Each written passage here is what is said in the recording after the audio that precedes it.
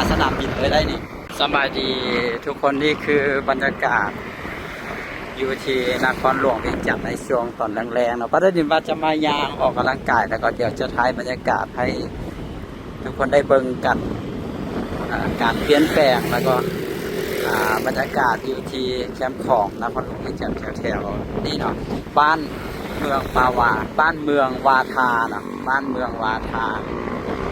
วันนี้ใกล้ๆกันแถวสีไข่เนาะ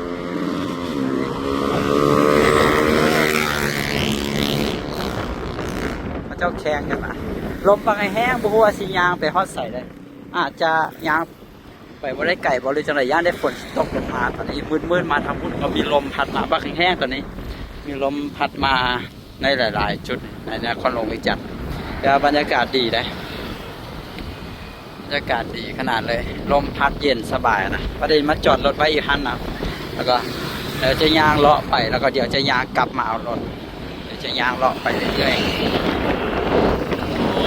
ลมพัดมาแห้งๆตอนนี้โอ้ถ้าคุณมืดได้นี่ถ้าคุณน่าจะตกแล้วก็ลมก็พัดมาเบื้องฟ้าคุณอ่ะอาจจะพัดเอาฝนมาเบื้องฟ้าคุณได้นี่เดี๋ยวสิย่างเลาะไปเรื่อยๆเบื้องก่อนนะนี่น้ำของก็จะออกแบบออกสีน้ำตาลน้ำของช่วงนี้โอ้ลมบางเย็นบางแห้งนี่ทุกคนงามบ่นี่สีม่วงบางงามเนาะทุกคนคนกำลังจะขยายพันธุ์อ่ะคนกำลังจะขยายพันธุ์เอาไปปัก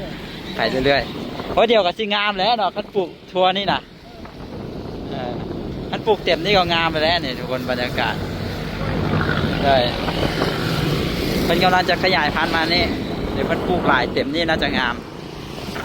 ต้นมะขามคือหลายแท้นี่ต้นมะขามหมดเลยกำลังปงใบแล้วก็กำลังดอกนะมะขามนี่พอกินนะมะม่วงหมดแล้วก็จะตอใส่มะขามได้วันนี้มะขามอ่อนได้วันนี้เดี๋ยวยางมาพอดนี้วันนี้เป็นฮอมซื้อไปนี่แหละจะไปออกไซบอลไฟแดงด้านหน้าสนามบินเลยล่ะฮอมนี่นะรถก็ออกเข้ามาจากเส้นทางถนนสุพรรณวงศ์บรรยากาศนี่บันไดลงไปน้ำได้ลมพัดเย็นขนาดเลยปักมันมืดฟังพูดเห็นปะดำๆพูดน่าจะเป็นฝนเลยเดี๋ยวฝนน่าจะมาอยู่นครหลวงวิจันทร์ฮ้อนอบอ้าวขนาดเลยช่วงนี้มื้อนี้ก็ฮ้อนนะถ้าฝนตกประมาณนี้ก็คือจะดีนี่ทุกคนอาณาจักรของ Power China เนาะอาณาจักรของเพื่อนงามขนาดเลยเพื่อนคนน่ะคฤหาสน์เนาะทุกคนเขาเจ้าก็สร้างไปงามๆนี่ติดกับแคมป์ของอีกอยู่หันเบิ้งวิวมาแคมป์ของเป็นงามแห้งแต่ว่ามีคนเอาขี้เหงื่อมาทิ่มเป็นจุดเลย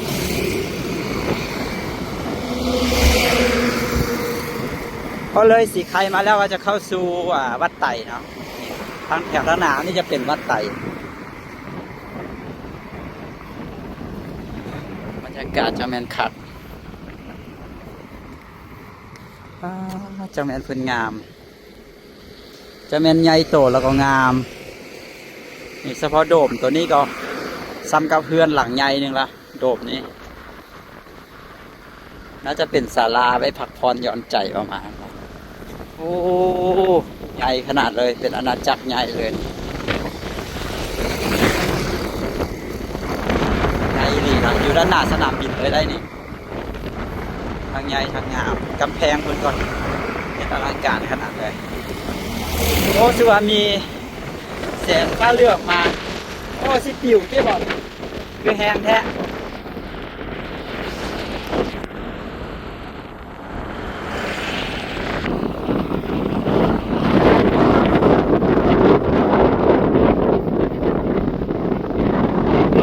เบิ่งไปแล้วจะเห็น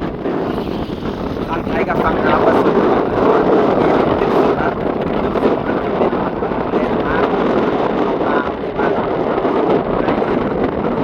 ที่เชียงใหม่จังหวัดหนองคายประเทศไทย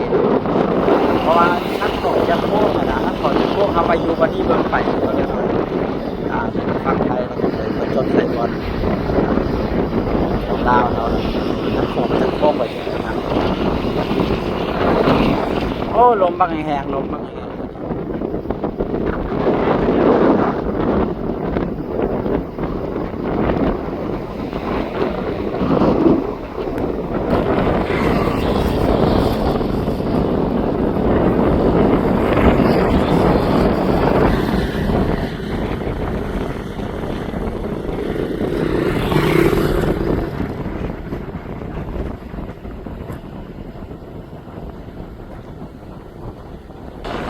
ถ้าเป็น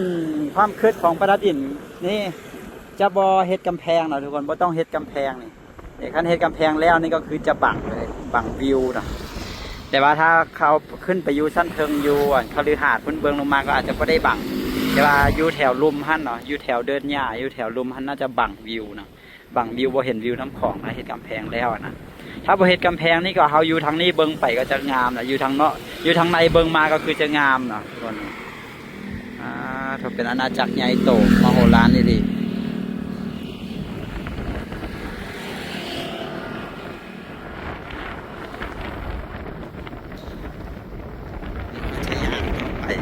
แถวทางหน้าเขานี่แหละแถววัดไต่น้อยไต่ใหญ่นะวัดไต่ทาบอกเลยนะ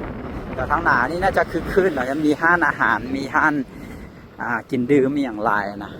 แถวทางหน้าเขานี่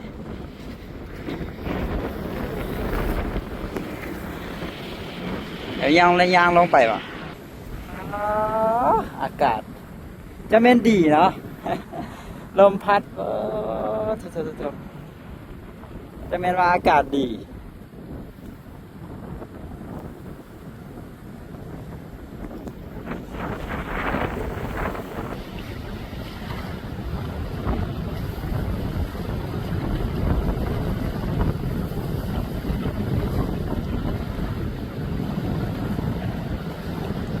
จะแม่นคักจะแม่นคักหลายเนาะบรรยากาศโอ้วิวก็งามด้วยนี่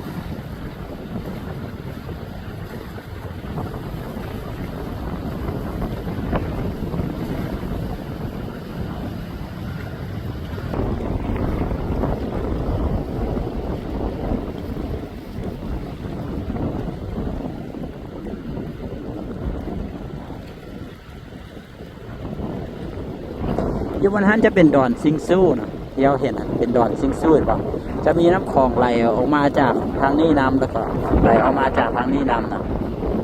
แล้วตรงกลางนี่ก็จะเป็นดอนนี่ใหญ่เลยได้ดอนนี้นะมีเป็นบ้านเป็นอย่างอยู่ในฮั่นเลยเนาะก็เป็นดอนที่เป็นแผ่นดินของประเทศลาวเฮานะทุกคนดอนซิงซูปาราดินก็เคยไปถ่ายวิดีโอเชื่อหนึ่งบอกอย่างไรครับก็จะมีบ้านมีเรือนของประชาชนมีวัดมี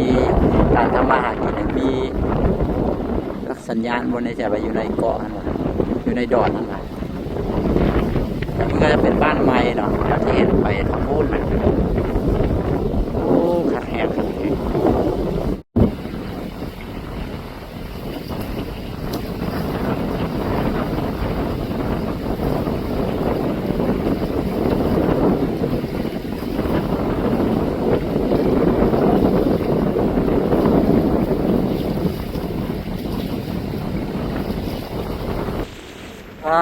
ลมบังแหงประเด็นว่าอยากไปใส่ละอยากนั่งอยู่นี่เนาะแต่ว่าย่านฟ้าเลื่อมนะสำนี้ฟ้าเลื่อมมาทางพุ่นนะลมบังแหงเบิงฟองน้ำที่มา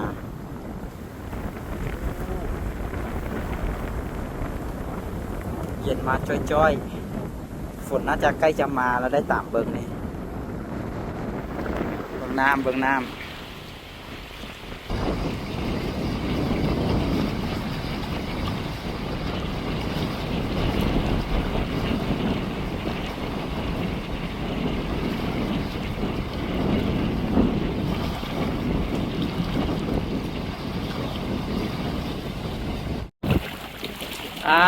ป่านมานังยวน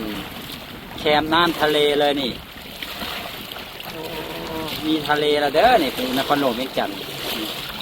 นั่นแปลว่ามีลมตีแหงเนาะก็เลยให้มีคลื่นน้ำแบบนี้เนี่ยบางครั้งนี่ตีมา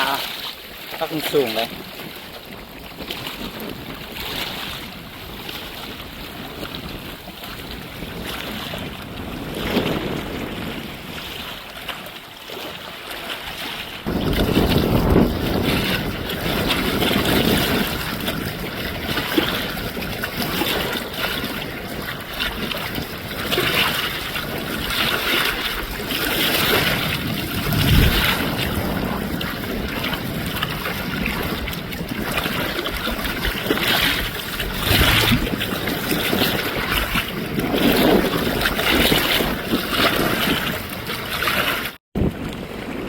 เชื่อเลยว่าบรรยากาศจะดีขนาดนี้ปาราบินอยู่นี่ดนเราได้นี่จนสิทำแล้วนี่ว่าอยากไปใส่นะทุกคนโอ้ผ่อนคลายขนาดเลยนะบวกกับมือนี้ฮันมีลมพัดหนาเฮ็ดให้แบบอากาศเย็นขนาดเลยแล้วก็มีเสียงจากกระแสน้ำเนาะจากคลื่นน้ำแบบนี้เนาะแล้วก็มีความเย็นจากลมพัดน่าจะฝนตกมาเรื่องเลยเดี๋ยวย่านฟ้าเหลื่อมตอนนี้เขาน่าจะยางขึ้นไปแล้วนะเดี๋ยวเขาจะยางขึ้นไปแล้วก็เดี๋ยวไปเบิ่งบรรยากาศอยู่แถวทางเทิงพุ่นเดี๋ยวจะย่างไปต่อตื้มน้อยนึงจริงถนนนี้เส้นทางนี้เป็นเส้นทางวันเวย์เลยเนาะเดี๋ยวก็จะมีรถขึ้นมาเก็บใบมะขามอ่อนไปแกงใส่ป่าแล้วเก็บกันทินอ่ะ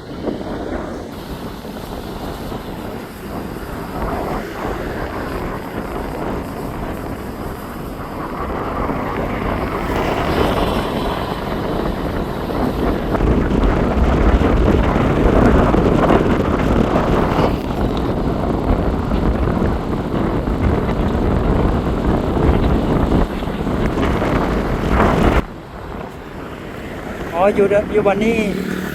แม่นอย่างก็มีกล้องวงจรปิดดีดักอยู่นี่นะ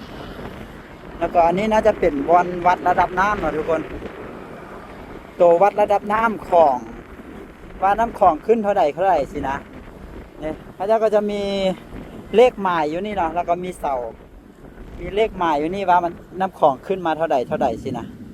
ก็จุดวัดระดับน้ำเนาะจุดนี้โอ้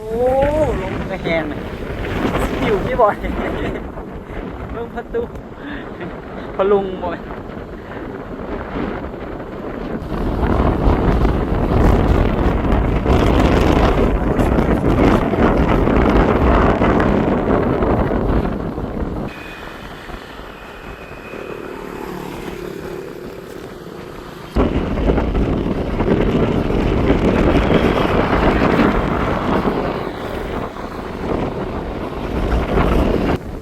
เอาสิย่างกลับไปหารถแล้วเดี๋ยวย่างไปไก่พอฝนมาแล้วซีแลนมาหารถบ่ทันเลยสิย่างกลับไปหารถลมแห้งขนาดเลยบางครั้งเกือบจะปิวก็ได้แล้วแถวนี้ก็บ่มีต้นไม้ใหญ่นะก็บ่มีอย่างย่านแต่ว่าย่านแต่ฟ้าเหลื่อมนั่นเดียว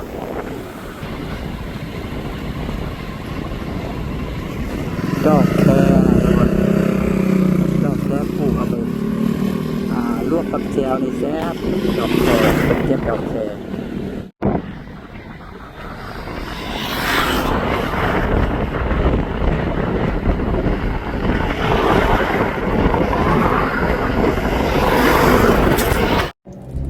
โอเคตอนนี้ปาราดินจะกลับแล้วนะทุกคนก็ลมพัดแรงขนาดเลย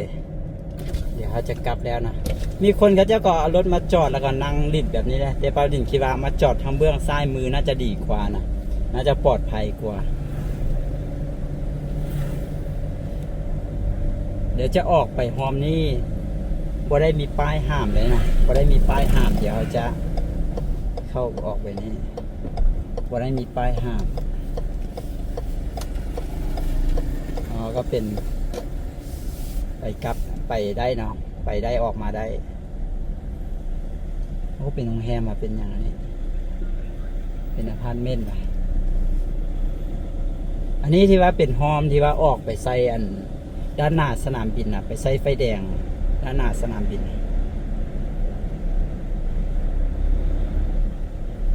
เดี๋ยวจะกลับแล้วมืดแล้วเนาะเริ่มมืดแล้ว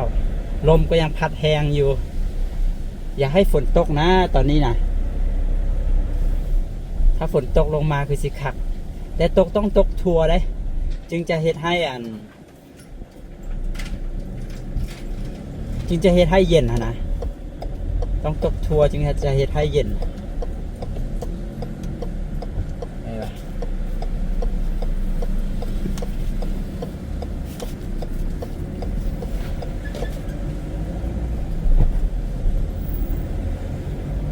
ถ้าตกว่าทัวร์ก็จะเย็นน้อยนึงแล้วก็ฮ้อนคือเก่าหนะ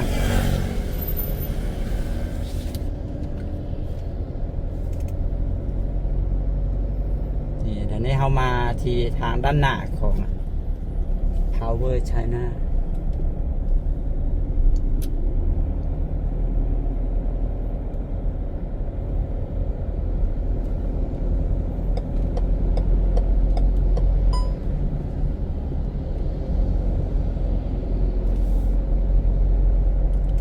รถติดเนาะขาออกติดตั้งแต่3 โมงมาแล้ว3 โมง 4 โมง 5 โมง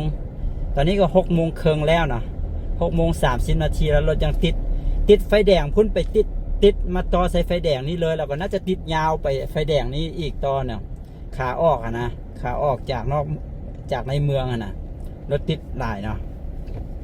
ถ้าขาเข้าก็จะบ่ติดมันเป็นปกติอยู่แล้วเนาะตอนแรงสักสิขาเข้าในเมืองก็จะบ่ติดขาออกมันจะติดพอคนจะออกจากห้องแรกห้องการเพื่อกลับบ้านกลับเพื่อนเลยคนอาศัยอยู่ซานเมืองก็หลายนะอยู่แบบฮอบนอกไม่อย่างประมาณนั้นนะแต่ตอนเช้าฮันก็คือขาเข้าจะติดนะขาออกจะบ่ติดนี่ก็ติดเนี่ยฝั่งพ้น2-3 ไฟแดงติดแบบติดยาวต่อใส่กันเลยนะ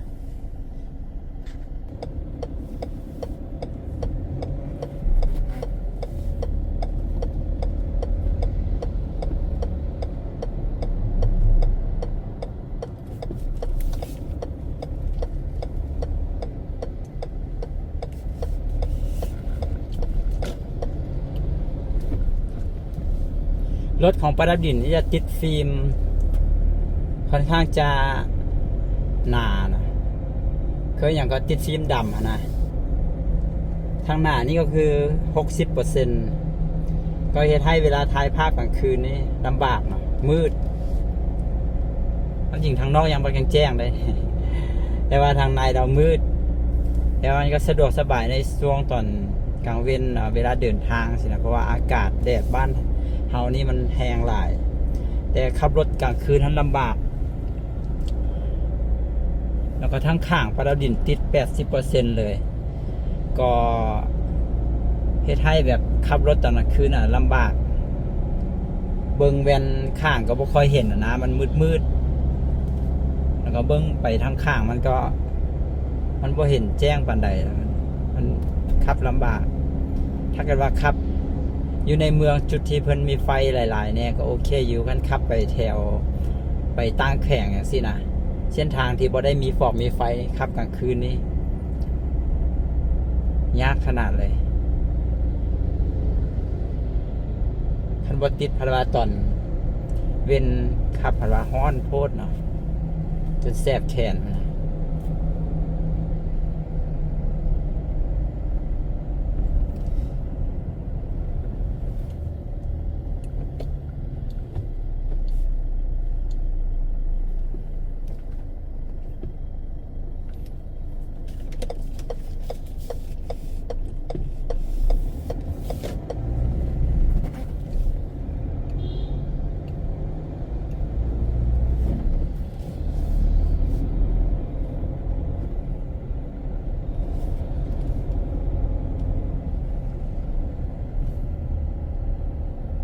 สังเจียงมื้อหน้าได้สิพามายางเลาะสังเจียงช่วงแรงๆกันช่วงจุดที่เป็นไชน่าทาวน์นะนี่ก็คือเมืองจีนในนครหลวงเวียงจันทร์คึกคืนขนาดเลยช่วงแรงๆไปหาตอนกลางคืนนะคนหลายรถหลายจักอีหยังต่ออีหยังเนาะการก่อสร้างก็หลายแถวนี้มีตึกเกิดขึ้นหลายให้คนจีนหลายเลยร้านอาหารอย่างสินะตอนสวยเขาเจ้าเฮ็ดเวียงนะตอนกลางคืนตอนแรกเนี่ยเขาเจ้าก็สิออกมาย่างเลาะหาแนวกินอย่างสินะ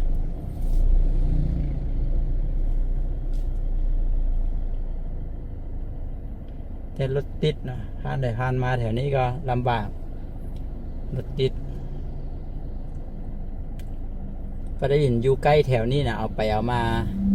จะกลายเป็นยูโซนรถติดนะจะเข้าจะออกเฮือนก็ยากนะรถติดใช้เวลา